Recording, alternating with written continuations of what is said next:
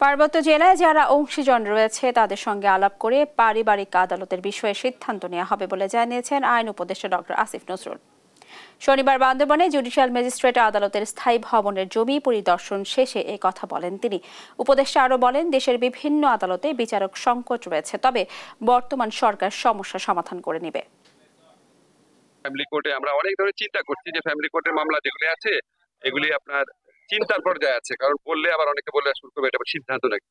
চিন্তা আছে যে ফ্যামিলি কোর্টের মামলাগুলো প্রথমে আপনার ইয়েতে দিয়ে দেওয়া যায় সালিশে, ম্যান্ডেটরি আর কি, বাধ্যতামূলক ভাবে। সালিশ না হলে কোর্টে আসবে, তাহলে কোর্টের উপর চাপ কমবে। পারিবারিক আদালত গুলাকে আপনার মানে আরো অন্য ধরনের মামলা নিষ্পত্তির ক্ষেত্রে জাজদের কাজে লাগানো যায় আরো বেশি করে, সেগুলো চিন্তা করে দেখছি। এগুলি কিন্তু আমরা যারা অংশীজন আছে তাদের সাথে আপনার মত বিনিময় করে সিদ্ধান্ত নিব। এখন কোনো সিদ্ধান্ত নেওয়া হয়নি, এটা প্রাথমিক চিন্তা।